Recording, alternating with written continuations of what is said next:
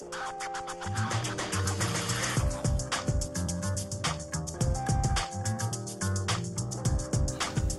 приветствуем вас на канале Сахамедиа. Очередной выпуск программы «Акцент». Сегодня у нас в гостях депутат Госсобрания Якутии, директор Южно-Якутского технологического колледжа Ирина Подмоскова. Здравствуйте, Ирина Юрьевна. Добрый день.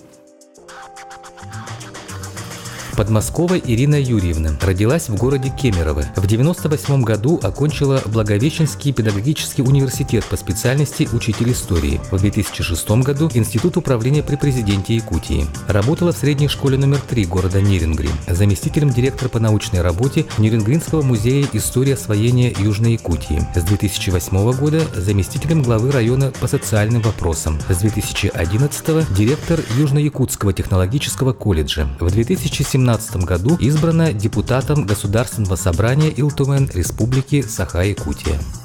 Расскажите, пожалуйста, о своем колледже, каким специальностям обучают студентов и вообще каковы сейчас основные направления вашей работы? Колледж является на сегодняшний день многопрофильным образовательным учреждением.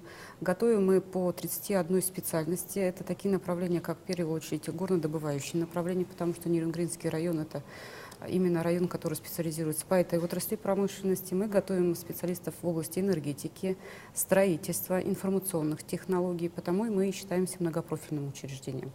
1700 студентов на сегодняшний день являются пользователями услуг, люди, которые получают у нас профессиональное образование. Также колледж на сегодняшний день является базовым профессиональным образовательным учреждением, которое реализует систему инклюзивного образования.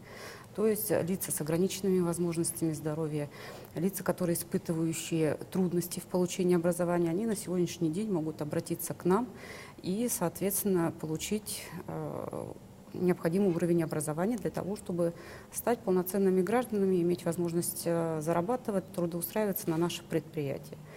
Ну, основными направлениями нашей деятельности сегодня вот такими современными трендами, как сейчас очень модно говорить, является это, конечно же, развитие движения WorldSkills. Это конкурс «Молодые профессионалы», где мы принимаем активное участие, являемся победителями как на региональном уровне, так и на российском. Наши основные компетенции, по которым мы заявляемся из года в год, это автомеханики, это сварщики, это электромонтаж, это информационщики. И это те профессии, которые в основном входят сегодня в топ-50. То есть учреждение, безусловно, ориентируется на современные направления, и, соответственно, специальности топ-50, они у нас являются приоритетными. Важным направлением это является также движение Обилимпикс, с которым мы являемся участниками. И в это движение сейчас вступают очень многие колледжи в связи с тем, что именно создание условий для лиц с ограниченными возможностями здоровья сегодня это государственное направление. Поэтому направлений у нас очень много, и мы будем стараться держать очень высокую планку, оставаться не только самым многочисленным, не только многопрофильным учреждением, но одним из ведущих учреждений Республики Саха-Якутия. Вы сказали, у вас обучается 1700 учащихся, да? А скажите, а откуда они? И есть ли там ребята из районов республики? Да, конечно. Основными поступающими в наше образовательное учреждение это, конечно, Нерюнгринский район, это Алданский район. Но также у нас 240 студентов из 21 улуса республики, включая ТИКСИ. То есть это, конечно, немного количество студентов, но тем не менее из 1700-240 из 21 улуса это тоже серьезно. Ирина Юрьевна, мы знаем о том, что вы сейчас достаточно активно сотрудничаете с компанией «Колмар». В чем выражается сотрудничество? С момента, как только компания «Колмар» зашла на территорию Нерюнгринского района, у компании было выработаны очень такие принципиальные социальные подходы. Они искали себе партнеров в части подготовки кадров и переподготовки кадров. И мы совместно пришли к выводу о том, что Южно-Якутский технологический колледж, имея очень мощный педагогический состав, очень мощную производственную базу, большой опыт работы, может стать учебно-курсовым комбинатом для компании «Колмар». И тем самым компания не отвлекается на такие вопросы, как поиск, переподготовка кадров, соответствие их различным лицензиям, аккредитации. Она использует полностью наработанный опыт, который сложился в колледже. То есть можно ли говорить о том, что это аутсорсинг? Нет, это все-таки учебно-курсовой комбинат, хотя функции нам не передавали. Это договорные взаимоотношения, но все стороны от этого только выигрывают. потому что мы получаем поток обучающихся, причем это взрослое население, это деятельность многофункционального центра прикладных квалификаций, это еще одно из направлений, где происходит подготовка и переподготовка кадров для конкретного работодателя. Мы сотрудничаем с Колмаром, мы сотрудничаем с Якутуглем, с Золотом Селегдара, Алдан Золото ГРК и многими-многими другими предприятиями. Но основное наше направление — это, конечно, компания Колмар. Скажите, а ваши выпускники потом трудоустраиваются? Да. Тот же Колмар? Конечно, иначе... И не секрет, а какова зарплата, если вот молодой специалист придет работать? Это не секрет. У компании Колмар достаточно открытая информационная политика, кадровая политика. Безусловно, отслеживают они наших студентов еще на этапе прохождения практики. Вот, примером, наверное, так, чтобы не быть голословной, да, является факт, что в этом году у нас группа обогатителей полезных ископаемых, 23 человека, выпускалась, и уже на этапе прохождения производственной практики 19 человек были сразу взяты на предприятие. То есть где-то 60% от всего выпуска они трудоустраиваются именно в компанию Колмар. Происходит это полностью по всем этапам обучения. Представители компании Колмар, они принимают участие в составе наблюдательного совета учреждения, то есть они регулируют планы наборов, программы и так далее.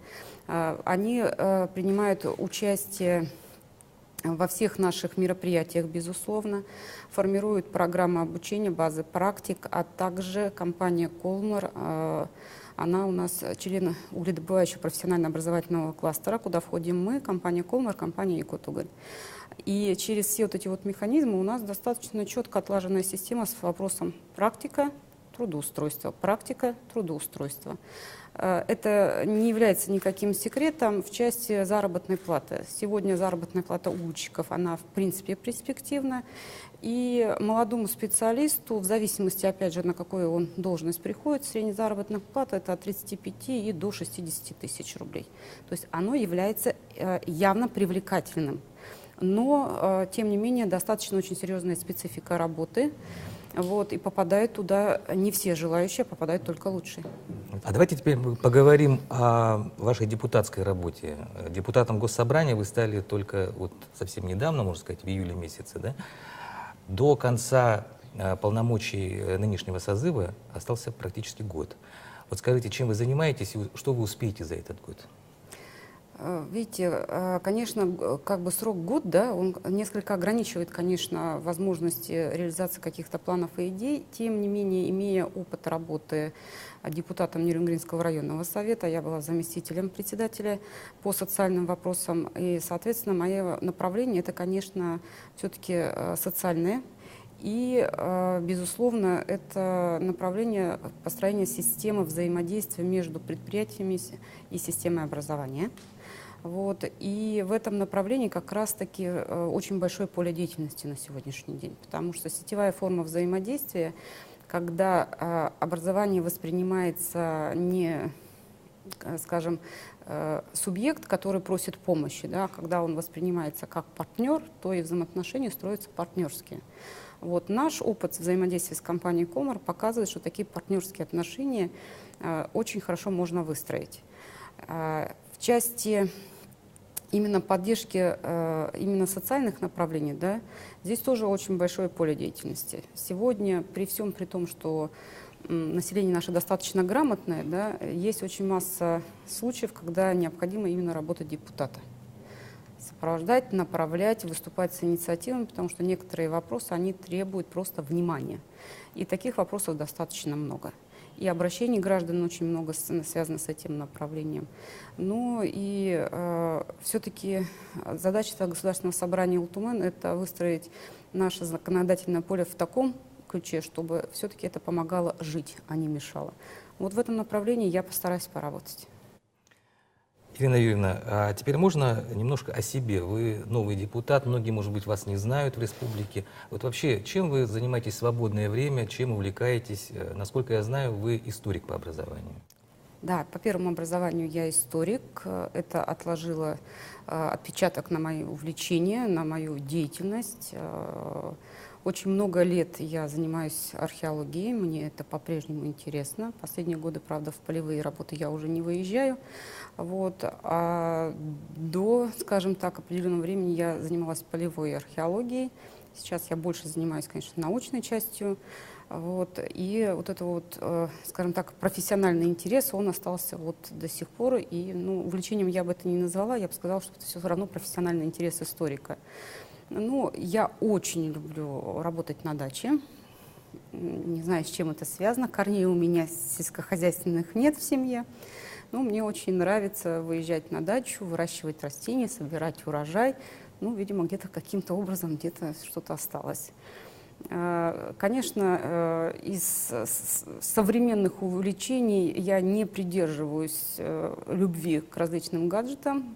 Самое лучшее — это все-таки книга, которую можно полистать. Наверное, какая-то часть аудитории скажет, что я несколько старомодна, какая есть.